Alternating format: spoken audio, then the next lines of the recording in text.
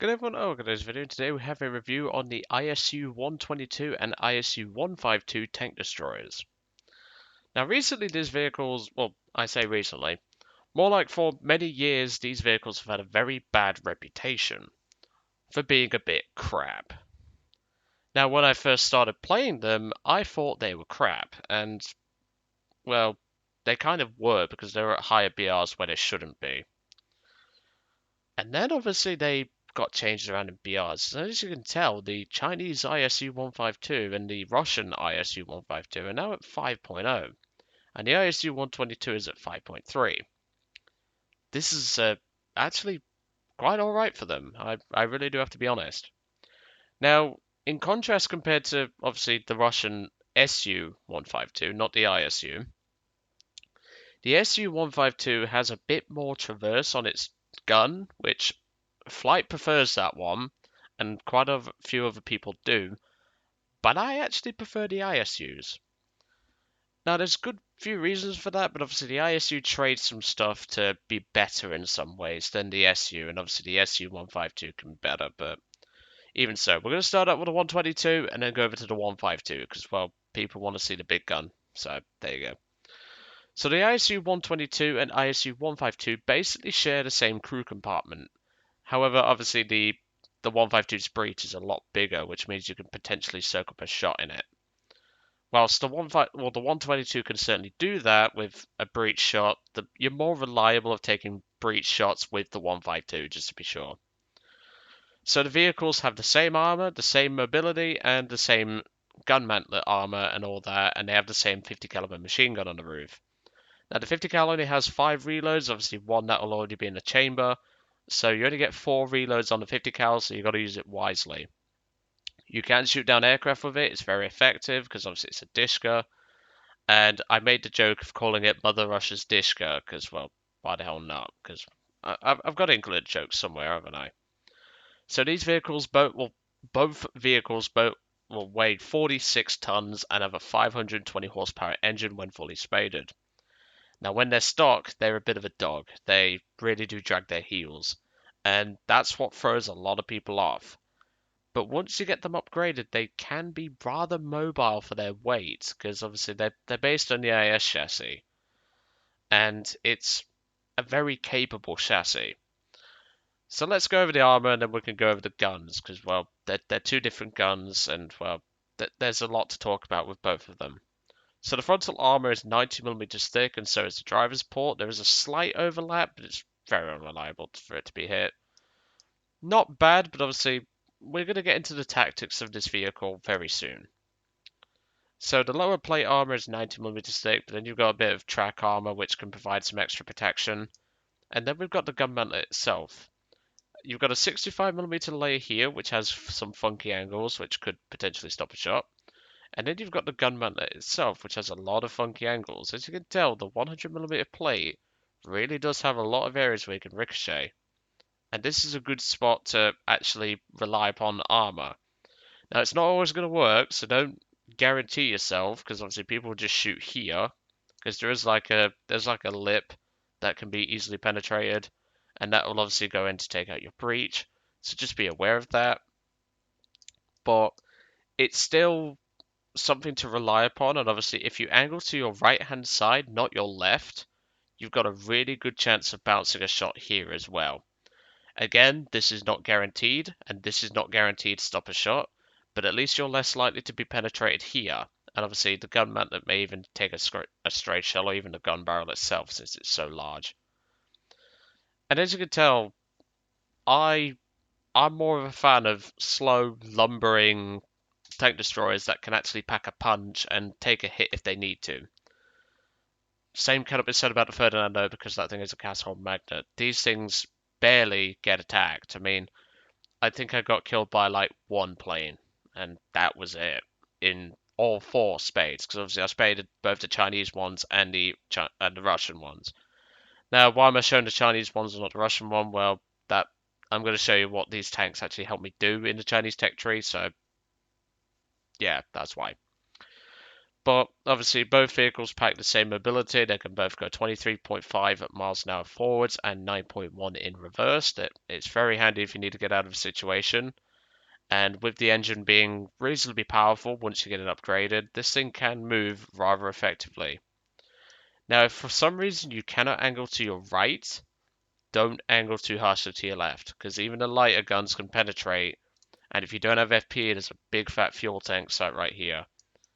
And well, you kind of don't want to burn down. Now there is an additional fuel tank here, but this is very unlikely to be shot as well. It's more this one that you'll have trouble with. So let's go over to 152. So the 152, obviously, as you can tell, the barrel's gotten a little shorter, and obviously the penetration on the ISU-122 is superior. However, let's be realistic. You're at 5.0 and you're seeing tigers. You want to lob the biggest shell you've got, so here you go. 152. As mentioned, the vehicles do not change in terms of armor. I think there's a slight bit of difference with the tracks or like the tow hooks on the front. It doesn't look like it to me though, but there might be for some reason. But otherwise, these vehicles are exactly the same other than firepower. So now let's go over the shells, just to be brief. The shells on the 152 are incredibly powerful. The stock shell is incredible enough. The HE shell I never used because I had the 50 cal, and the APHE BC is the one that you want to go for.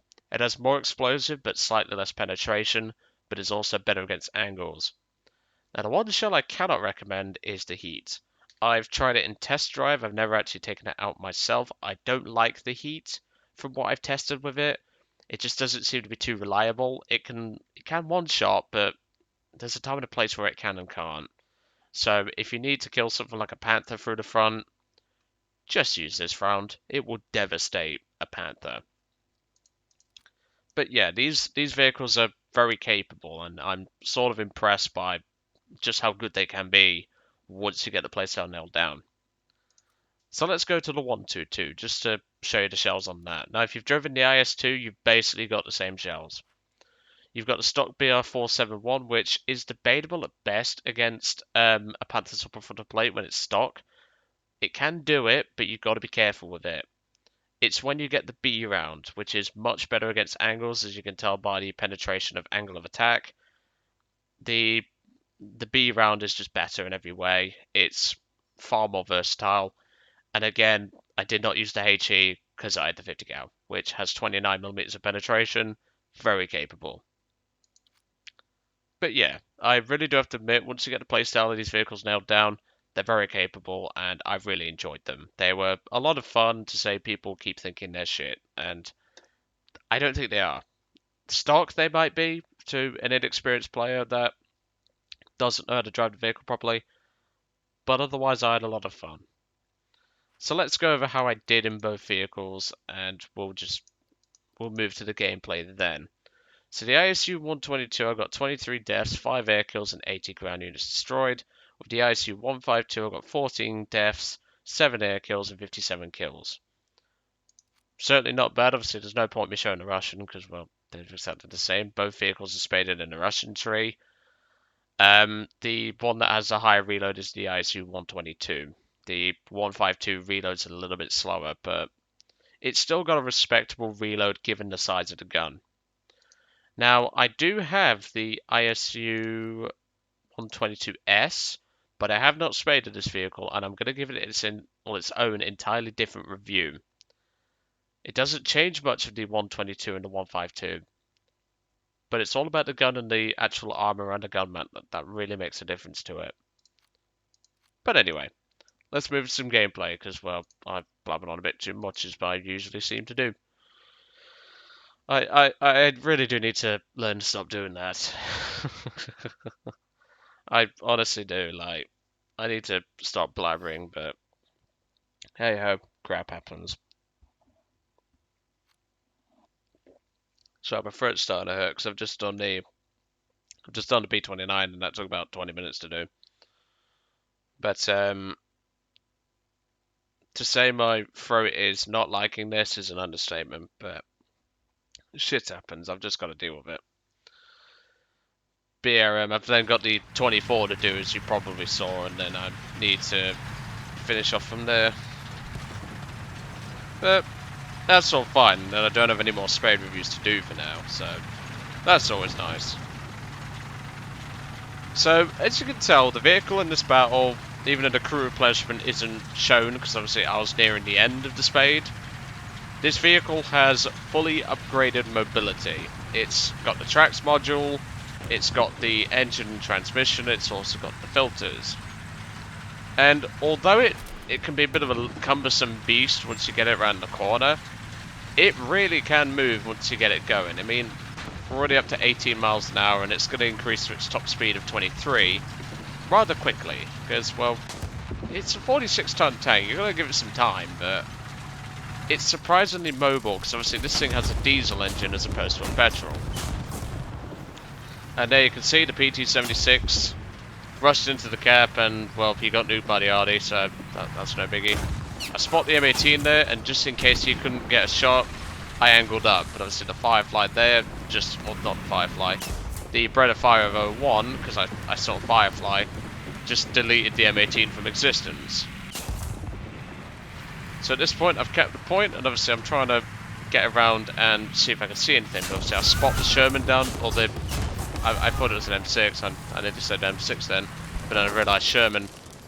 And I start making my way around to make sure, A, is it safe, and B, can I actually move from here? Because obviously, the side armor of this vehicle is not impressive. It's only 75 in the upper part, and the lower part is 90. And obviously I'm trying to be careful here, because you don't get a lot of gun traverse, as you can probably tell. And at this point, I spot the QF 3.7 Ram.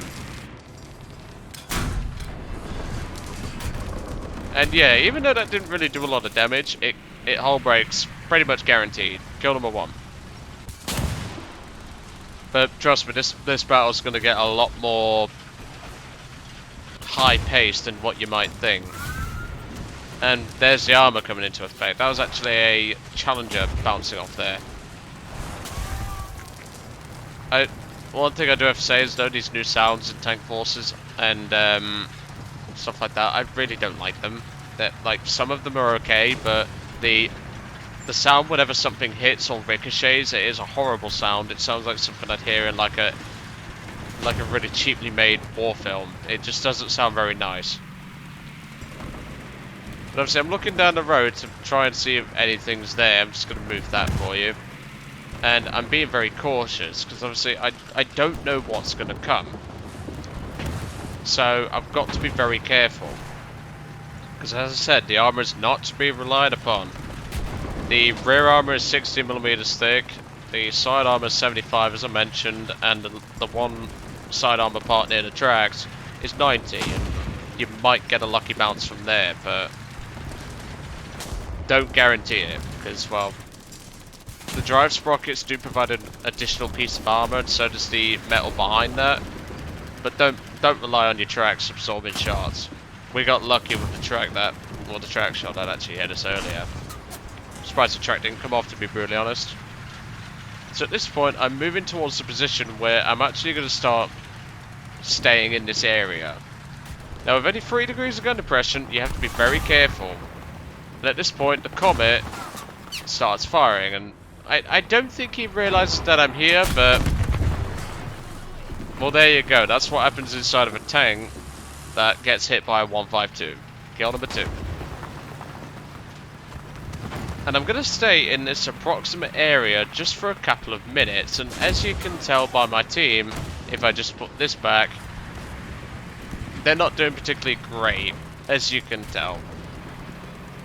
And obviously with only 3 degrees of gun depression, I can't sit in many locations to actually utilize this vehicle.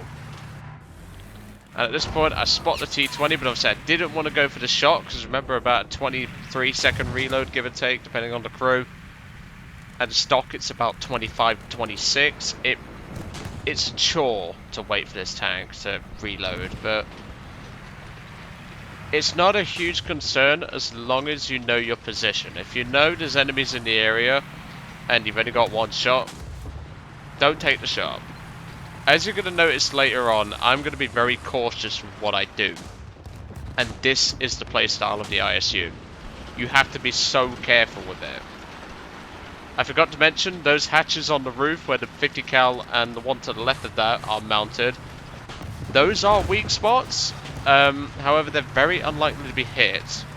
There's also a strip of 90mm of armor on the gun, well, above the gun mantlet, but again, that's rarely shot, and if it is, chances are you're pretty much screwed anyway. Kill number 3. And obviously at this point, the Churchill's coming around, and I just stopped dead in my tracks. I think, is he going to see me? It's like, I can't remember what the name of the film is, but it's like an alien in it. I think it's, Isolation or something like that, I don't freaking know. But, it's like, if you hold still, it won't see you. So there you go. If anyone knows the name of that film, because, well, my brain's on the mush, please do put it in the comments. And as you can tell, even the rear armor can take a bounce from time to time. Just don't rely on it, because the Russian ass is not really going to take that much, but even so. Kill number 4. And there's another semi-bounce, because, well, the radiator actually absorbed that one. And I'm thinking at this point, what the hell is shooting me in the ass? And it turned out to be a Sherman. Now, if it had been a Sherman 76, we would have been screwed, but that's a Sherman 75, and you do see those from time to time. So, they can even bounce off your ass if they're not aiming very carefully. So at this point, I decide, okay, let's turn the vehicle around, and let's fix that radiator, so that way we've got at least a little bit of still protection there, because it's not always guaranteed that the radiator will stop a shot when it's completely destroyed. So I thought I'll back up and I'll make it so that I can at least be cautious of it, and I can at least utilize that additional spaced armor in the back. So I'm just going to jump us ahead, because at this point we've actually, well, my team's been crushed at this point pretty much, and I'm trying to find a good location to repair the vehicle, because it only takes a couple of seconds. And at this point I spot the medium tank coming down the road to our spawn. Turns out to be a poor bastard and a Cromwell, because, well, he decided to rush the spawn. And I don't think his situational awareness is too great, because he didn't see the 152 to his left. And that's what happens when a 152 hits a Cromwell.